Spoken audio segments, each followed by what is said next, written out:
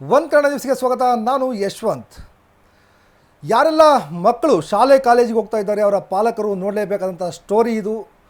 ಮಾದಕ ವಸ್ತು ಒಂದು ಸಿರಪ್ ಮಾದರಿಯಲ್ಲಿ ಮಾರಾಟವಾಗ್ತಾ ಇದೆ. ಅದರಲ್ಲೂ ಕೂಡ ದಾವಣಗೆರೆಯಲ್ಲಿ ಸಿರಪ್ ಮಾದರಿಯಲ್ಲಿ ಮಾದಕ ವಸ್ತು ಒಂದು ಮಾರಾಟ ಆಗ್ತಿದೆ. ಅದರ ಬಗ್ಗೆ ಒಂದು ಕಡೆ ನ್ಯೂಸು ಸುದ್ದಿಯೊಂದನ್ನು ಬ್ರೇಕ್ ಮಾಡ್ತಾ ಇದೆ. ಪೊಲೀಸರು ಆ ಒಂದು ಜಾಲವನ್ನು ಪತ್ತೆ ಹಚ್ಚಿ ಬಂಧಿಸುವಲ್ಲಿ ಯಶಸ್ವಿಯನ್ನಾಗಿದ್ದಾರೆ.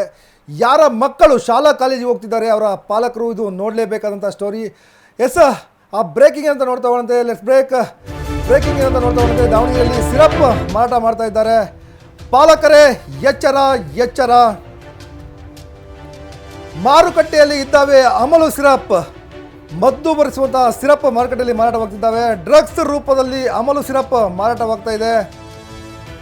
ದಾವಣಗೆರೆಯಲ್ಲಿ ಡ್ರಗ್ಸ್ ಮಾಫಿಯಾ ಆಕ್ಟಿವ್ ಆಗಿದೆ.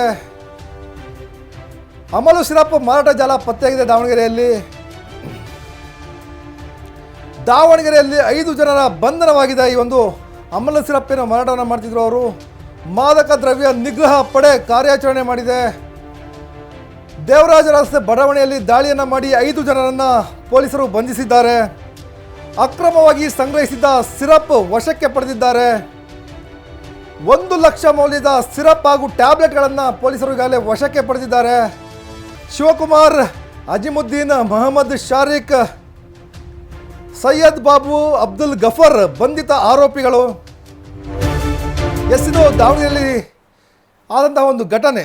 ಏನು ಸಿರಪ್ ಮಾದರಿಯ ಮಾದಕ ವಸ್ತುಗಳನ್ನು ಮಾರಾಟ ಮಾಡುವಂಥ ಜಾಲವನ್ನು ಪೊಲೀಸರು ಮಾದಕ ದ್ರವ್ಯಗಳ ನಿಗ್ರಹ ಪಡೆ ಈ ಒಂದು ಕಾರ್ಯಾಚರಣೆಯನ್ನು ಮಾಡಿ 5 ಜನರನ್ನು ಬಂಧಿಸುವಲ್ಲಿ ಯಶಸ್ವಿಯನ್ನಾಗಿದೆ. ಸಿರಪ್ಪನ್ನು ಮಾರಾಟ ಮಾಡ್ತಾಯಿದ್ರು. ನೀವೇನು ದೃಶ್ಯಗಳಲ್ಲಿ ನೋಡ್ತಾ ಇದ್ದೀರಿ, ಅವರು ಆರೋಪಿಗಳು ಏನು ಮುಖಕ್ಕೆ ಬ್ಲರ್ ಮಾಡಿದ್ದಾರೆ, ಅವರೆಲ್ಲ ಆರೋಪಿಗಳು ಮತ್ತು ಜೊತೆಗೆ ಪೊಲೀಸರಿದ್ದಾರೆ. ಇನ್ನೊಂದು ವಿಂಡೋದಲ್ಲಿ ನೋಡ್ತಾ ಇದ್ದೀರಿ, ಅದು ಸಿರಪ್ ಮತ್ತು ಟ್ಯಾಬ್ಲೆಟ್ಗಳು.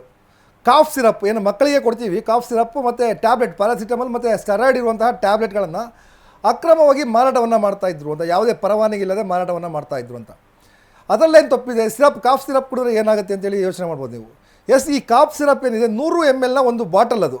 ಆ ಒಂದು ಬಾಟಲನ್ನು ಸಂಪೂರ್ಣವಾಗಿ ತೆಗೆದುಕೊಂಡ್ರೆ ನಶೆ ಆಗುತ್ತಂತೆ ಮಕ್ಕಳಿಗೆ. ಏನು ಯಾರು ಈ ಡ್ರಗ್ಸ್ ಅಡಿಕ್ಟ್ ಯಾರಿರ್ತಾರೆ, ಡ್ರಗ್ ಪೆಡ್ಲರ್ಗಳು ಯಾರಿರ್ತಾರೆ, ಅವರಿಗೆ ಈ ಒಂದು ಬಾಟಲನ್ನು 100 ml ಬಾಟಲ್ ಏನಿದೆ ಆ ಬಾಟಲನ್ನು ಸಂಪೂರ್ಣವಾಗಿ ಕುಡಿದ್ರೆ ಅವ್ರಿಗೆ ನಶೆ ಆಗುತ್ತಂತೆ, ಅಮಲಿನಲ್ಲಿರ್ತಾರಂಥವ್ರು. ಹಾಗಾಗಿ ಇದನ್ನು 5 ಜನ ಮಾರಾಟವನ್ನು ಮಾಡ್ತಾಯಿದ್ರು ಅನಧಿಕೃತವಾಗಿ. ಎಲ್ಲೋ ಒಂದು ಮೆಡಿಕಲ್ ಶಾಪಲ್ಲಿ ಇದನ್ನು ಪರ್ಚೇಸ್ ಮಾಡೋದು, ಬಲ್ಕಾಗಿ ಪರ್ಚೇಸ್ ಮಾಡುವಂಥದ್ದು. ಪರ್ಚೇಸನ್ನು ಮಾಡ್ಕೊಂಬಂದು ಅದು MRP 100-150 ರೂಪಾಯಿ ಇದ್ದರೆ ಅದನ್ನು ಡ್ರಗ್ಸ್ ರೂಪದಲ್ಲಿ, ಅಂದರೆ ಇದು ಡ್ರಗ್ಸ್ ಇದನ್ನು ತೆಗೆದುಕೊಂಡ್ರೆ ನಶೆ ಆಗುತ್ತೆ ಅಂತೇಳಿ ಅದನ್ನು 300-400-500 ರೂಪಾಯಿಗೆ ಮಾರಾಟವನ್ನು ಮಾಡ್ತಾಯಿದ್ರು ಅಂತೇಳಿ ಪೊಲೀಸ್ನವರಿಗೆ ಒಂದು ಖಚಿತ ಮಾಹಿತಿ ಇದೆ. ಹಾಗಾಗಿ ನಿಗ್ರಹ ಪಡೆ ಏನಿತ್ತು, ಮಾದಕ ದ್ರವ್ಯಗಳ ನಿಗ್ರಹ ಪಡೆ ಏನಿತ್ತು, ಆ ಪಡೆ ಖಚಿತ ಮಾಹಿತಿಯ ಮೇರೆಗೆ ದೇವರಾಜ ಅರಸ್ ಬಡಾವಣೆಯಲ್ಲಿರುವಂತಹ ಒಂದು ಫ್ಲೈಓವರ್ ಏನಿದೆ, ರೈಲ್ವೆ ಫ್ಲೈಓವರ್, ರೈಲ್ವೆ ಫ್ಲೈಓವರ್ ಕೆಳಗಡೆ ಮಾರಾಟ ಮಾಡುವಂಥ ಸಂದರ್ಭದಲ್ಲಿ ಒಂದು ದಾಳಿಯನ್ನು ಮಾಡಿ 5 ಜನರನ್ನು ಬಂಧನವನ್ನು ಮಾಡಿದ್ದಾರೆ. ಸುಮಾರು 1 ಲಕ್ಷ ಮೌಲ್ಯದ ಮೆಡಿಸನ್ ಇತ್ತು ಅಂತ ಅಲ್ಲಿ.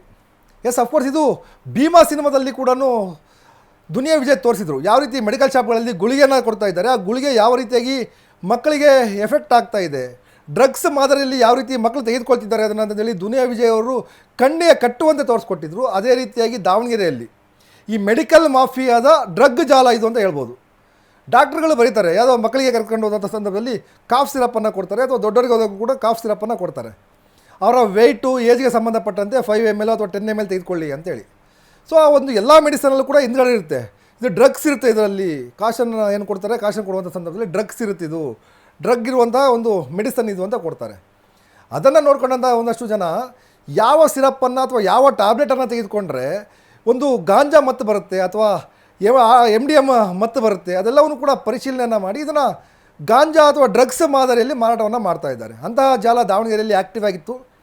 ಅಂತಹ ಆ್ಯಕ್ಟಿವ್ ಆಗಿದ್ದಂಥ ಜಾಲವನ್ನು ಪೊಲೀಸ್ ಇಲಾಖೆ ಸದೆ ಬಡಿದಿದೆ. 5 ಜನರನ್ನು ಬಂಧನವನ್ನು ಮಾಡಿದ್ದಾರೆ.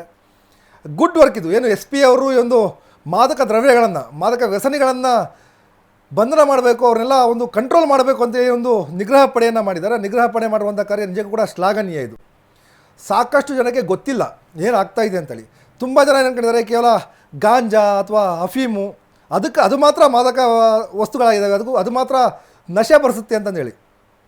ದಾವಣಗೆರೆಯಲ್ಲಿ ಈ ರೀತಿಯಾಗಿ ಸಿರಪ್ಪನ್ನು ಮಾರಾಟ ಮಾಡ್ತಿದ್ದಾರೆ. ಟ್ಯಾಬ್ಲೆಟ್ಗಳನ್ನು ಏನಲ್ಲ, ನಾನು ಪ್ಯಾರಾಸಿಟಮಲ್ ಮತ್ತು ಸ್ಟೆರಾಯ್ಡ್ ಮಿಕ್ಸ್ ಆಗಿರುವಂಥ ಟ್ಯಾಬ್ಲೆಟ್ಗಳು, ಏನು ಬಾಕ್ಸ್ ನೋಡ್ತಾ ಇದ್ರಿ, ವೈಟ್ ಕಲರ್ ಬಾಕ್ಸು, ಅವೆಲ್ಲವೂ ಕೂಡ ಟ್ಯಾಬ್ಲೆಟ್ಗಳು. ಇನ್ನೊಂದು ಬಾಕ್ಸಲ್ಲಿರುವಂಥದ್ದು ಎಲ್ಲವೂ ಕೂಡ ಸಿರಪ್ಗಳು, 100 ml ಸಿರಪ್ಗಳು. ಆ ಸಿರಪ್ ಹೆಸರನ್ನು ನಾವು ಹೇಳಕ್ಕೆ ಹೋಗ್ತಾ ಇಲ್ಲ, ಯಾಕಂದರೆ ಯಾರಿಗೆ ಗೊತ್ತಿಲ್ಲ ಅವರು ಮತ್ತೆ ಆ ಸಿರಪ್ಪನ್ನು ತೆಗೆದುಕೊಂಡು ಟ್ರೈ ಮಾಡಬಾರ್ದು ಅನ್ನೋ ಕಾರಣಕ್ಕೋಸ್ಕರ ಆ ಸಿರಪ್ನ ಹೆಸರನ್ನು ನಾವು ಡಿಸ್ಕ್ಲೋಸ್ ಮಾಡ್ತಾ ಇಲ್ಲ ನಾವು. ದ ರೀಸನ್ ಒಂದೇ, ಜನಕ್ಕೆ ಎಜುಕೇಟ್ ಮಾಡಬೇಕು ಅಂತೇಳಿ, ಪಾಲಕರಿಗೆ ಎಜುಕೇಟ್ ಮಾಡಬೇಕು ಅಂತೇಳಿ. ಯಾವೆಲ್ಲ ಪಾಲಕರಿದ್ದೀರಿ ನೋಡಿ, ನಿಮ್ಮ ಮಕ್ಕಳು ಯಾವ ರೀತಿಯಾಗಿ ಸಿರಪ್ ಬಾಟ್ಲಿಗಳನ್ನ ಬ್ಯಾಗಲ್ಲಿ ಸಿಗ್ತಾ ಇದ್ದಾವ, ಯಾರೆಲ್ಲ ಅಡಿಕ್ಟ್ ಆಗಿದ್ದಾರೆ ಅಥವಾ ಒಂಥರ ಅಬ್ನಾರ್ಮಲ್ ಆಗಿ ಯಾರು ಒಂದು ಬಿಹೇವ್ ಮಾಡ್ತಾ ಇರ್ತಾರೆ, ಎಲ್ಲವನ್ನೂ ಕೂಡ ಗಮನ ಹರಿಸ್ಬೇಕಾಗತ್ತೆ. ಯಾಕಂದರೆ ಮೆಡಿಸನ್ ನೋಡೋದಕ್ಕೆ ಮೆಡಿಸನ್ ರೀತಿ ಇರುತ್ತೆ, ಆದರೆ ಅದು ಮೆಡಿಸನ್ ಅಲ್ಲ. ಅದು ಕೇವಲ 5 ml ಅಥವಾ 10 ml ತೆಗೆದುಕೊಂಡ್ರೆ ಅದು ಮೆಡಿಸನ್ ಆಗಿ ದೇಹಕ್ಕೆ ವರ್ಕ್ ಮಾಡುತ್ತೆ. ಅದು 100 ml ಅನ್ನು ತೆಗೆದುಕೊಂಡ್ರೆ ಅದು ಮಾದಕ ವಸ್ತುವಾಗಿ ದೇಹವನ್ನು ಒಂದು ಕಂಟ್ರೋಲಿಗೆ ಕೊಡೋದಿಲ್ಲ. ಅದು ಅಬ್ನಾರ್ಮಲಾಗಿ ಬಿಹೇವನ್ನು ಮಾಡ್ತಾರೆ, ಜೊತೆಗೆ ಒಂದು ನಶೆಯಲ್ಲಿರ್ತಾರೆ, ಇಡೀ ದಿನ ನಶೆಯಲ್ಲಿರ್ತಾರೆ. ಆ ರೀತಿಯಾಗಿ ದಾವಣಗೆರೆಯಲ್ಲಿ ಇದ್ದಂಥ ಜಾಲವನ್ನು ಪೊಲೀಸರು ಸೆದೆ ಬಡ್ದಿದ್ದಾರೆ. ಈ ರೀತಿಯಾಗಿ ಇನ್ನೂ ಇಲ್ಲಿ ದಾವಣಗೆರೆಯಲ್ಲಿ, ಎಸ್ಪೆಷಲಿ ದಾವಣಗೆರೆಯಲ್ಲಿ ಒಂದು ಸ್ಟಾಂಪ್ ಅಂತ ಮಾರಾಟ ಮಾಡ್ತಾ ಇದ್ದಾರೆ. ಜೊತೆಗೆ ಸೊಲ್ಯೂಷನ್ ಅಂತ ಏನು ಬರುತ್ತೆ, ಪಂಚರಾಗ್ತಿಲ್ಲ ಸೊಲ್ಯೂಷನ್, ಆ ಸೊಲ್ಯೂಷನನ್ನು ತೆಗೆದುಕೊಂಡು ಅದರಲ್ಲಿ ಮತ್ತನ್ನು ತೆಗೆದುಕೊಳ್ತಿದ್ದಾರೆ. ಎಲ್ಲವನ್ನೂ ಕೂಡ ಮಾಡ್ತಿದ್ದಾರೆ. ಅವೆಲ್ಲವನ್ನೂ ಕೂಡ ಕಂಟ್ರೋಲ್ ಆಗಬೇಕು. ಡ್ರಗ್ಸ್ ಮುಕ್ತ ದಾವಣಗೆರೆ ಆಗಬೇಕು ಅಂತಂದರೆ ಈ ನಿಗ್ರಹ ಪಡೆ ಏನಿದೆ, ಈ ನಿಗ್ರಹ ಪಡೆ ನಿರಂತರವಾಗಿ ಈ ರೀತಿಯಾಗಿ ದಾಳಿಯನ್ನು ಮಾಡ್ತಾ ಇದ್ದು ಅವರ ವಿರುದ್ಧವಾಗಿ ಕಠಿಣ ಕ್ರಮವನ್ನು ಕೈಗೊಂಡ್ರೆ ಮಾತ್ರ ದಾವಣಗೆರೆಯಲ್ಲಿ ಡ್ರಗ್ಸ್ ಮುಕ್ತ ದಾವಣಗೆರೆ ಆಗುತ್ತೆ. ಅದರ್ವೈಸ್ ಯಾವುದೇ ರೀತಿಯಾಗಿ ಇವ್ರನ್ನ ಕಂಟ್ರೋಲ್ ಮಾಡೋಕ್ಕೆ ಆಗೋದಿಲ್ಲ. ಇವೆಲ್ಲ ಕೂಡ ನೀವು ನೋಡ್ತಾ ಇದ್ರಿ, ಏನು ದೃಶ್ಯಗಳಲ್ಲಿ ನೋಡ್ತಾ ಇದ್ರಲ್ಲ, ಒಂದು ಸಿರಪ್ ಇರ್ಬೋದು, ಟ್ಯಾಬ್ಲೆಟ್ ಇರ್ಬೋದು, ಇದು ಹೊರಗಡೆ ಮಾರಿದ್ರೆ ಅನಧಿಕೃತ, ಅದೇ ಮೆಡಿಕಲ್ ಶಾಪಲ್ಲಿ ಮಾಡಿದ್ರೆ ಅಧಿಕೃತ. ಸಾಕಷ್ಟು ಜನ ಮೆಡಿಕಲ್ ಶಾಪ್ನಲ್ಲಿ ಇದೇ ಸಿರಪ್ಗಳನ್ನ ತೆಗೆದುಕೊಂಡೋಗಿ ನಶೆಯಲ್ಲಿ ತೇಲಾಡ್ತಾ ಇದ್ದಾರೆ. ಸಾಕಷ್ಟು ಮೆಡಿಕಲ್ ಶಾಪ್ಗಳಲ್ಲಿ ವಿತೌಟ್ ಡಿಸ್ಕ್ರಿಪ್ಷನ್ನು ಈ ಒಂದು ಮೆಡಿಸನನ್ನು ಕೊಡ್ತಾ ಇದ್ದಾರೆ ಅನ್ನೋ ಒಂದು ಮಾಹಿತಿ ಒಂದು ಕಡೆ ನ್ಯೂಸ್ ಇದೆ. ನೀವು ಯಾವುದೋ ಒಂದು ಮೆಡಿಕಲ್ ಶಾಪ್ಗೆ ಹೋಗ್ಬಿಟ್ಟು ಇಂಥದ್ದೊಂದು ಸಿರಪ್ ಕೊಡಿ ಅಥವಾ ಇಂಥದ್ದೊಂದು ಟ್ಯಾಬ್ಲೆಟ್ ಕೊಡಿ ಅಂದರೆ ಅವರು ಸುಮ್ಮನೆ ಕೊಡ್ತಾರೆ. ಯಾವ ಡಾಕ್ಟರ್ನ ಡಿಸ್ಕ್ರಿಪ್ಷನ್ನು ಬೇಕಿಲ್ಲ, ಯಾವ ಡಾಕ್ಟರ್ನ ಒಂದು ಪ್ರಿಸ್ಕ್ರಿಪ್ಷನ್ ಕೂಡ ಅವಶ್ಯಕತೆ ಇಲ್ಲ. ಆ ಪ್ರಿಸ್ಕ್ರಿಪ್ಷನ್ ಇಲ್ಲದೇ ಒಂದು ಮೆಡಿಸನ್ನ ಮಾರಾಟ ಮಾಡ್ತಿದ್ದಾರೆ ಅನ್ನೋ ಒಂದು ಮಾಹಿತಿ ಕೂಡ ಒಂದು ಕಡೆ ನ್ಯೂಸ್ಗೆ ಲಭ್ಯ ಆಗಿರುವಂಥದ್ದು. ಸೊ ಮೆಡಿಕಲ್ ಶಾಪಲ್ಲಿರುವಂಥವ್ರು ಕೂಡ ಯಾವುದೇ ಡಾಕ್ಟರ್ನ ಪ್ರಿಸ್ಕ್ರಿಪ್ಷನ್ ಇಲ್ಲದೆ ಈ ರೀತಿಯಾದಂಥ ಔಷಧಗಳನ್ನು, ಅದರಲ್ಲೂ ಕೂಡ ಏನು ಮತ್ತು ಬರೆಸುವಂಥ ಔಷಧಗಳನ್ನು, ಮತ್ತು ಬರೆಸುವಂಥ ಸಿರಪ್ಗಳನ್ನು ಮಾರಾಟ ಮಾಡಬಾರ್ದು. ಒಂದು ವೇಳೆ ಆ ರೀತಿ ಮಾರಾಟ ಆದರೆ ಅದು ಪೊಲೀಸ್ ಇಲಾಖೆ ಆಗಿರ್ಬೋದು ಅಥವಾ ಸಂಬಂಧಪಟ್ಟ ಇಲಾಖೆ ಅವರ ವಿರುದ್ಧ ಕ್ರಮವನ್ನು ಕೈಗೊಳ್ಳಬೇಕಾಗತ್ತೆ.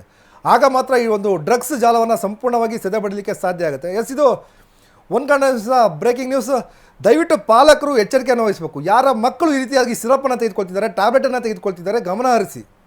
ಎಲ್ಲಿ ಈ ರೀತಿಯಾಗಿ ಮಾರಾಟವನ್ನು ಮಾಡ್ತಿದ್ದಾರೆ, ಯಾವ ಮೆಡಿಕಲ್ ಶಾಪ್ನಲ್ಲಿ ಮಾರಾಟ ಮಾಡ್ತಿದ್ದಾರೆ, ಅವ್ರ ವಿರುದ್ಧ ಪೊಲೀಸ್ ಇಲಾಖೆಗೆ ದೂರನ್ನು ಕೊಡಿ, ಅವರು ಕ್ರಮವನ್ನು ತೆಗೆದುಕೊಳ್ತಾರೆ ಅನ್ನೋ ಒಂದು ವಿಶ್ವಾಸ ನಮಗಿದೆ. ಎಸ್, ಇದು ಒಂದು ಕಡೆ ನ್ಯೂಸ್ ಬ್ರೇಕಿಂಗ್. ಮತ್ತೊಂದು ಬ್ರೇಕಿಂಗ್ ಜೊತೆಗೆ ಸಿಗ್ತೀನಿ. ಎಲ್ಲರಿಗೂ ನೋಡ್ತಾ ಇರಿ ಒಂದು ಕಡೆ ನ್ಯೂಸ್.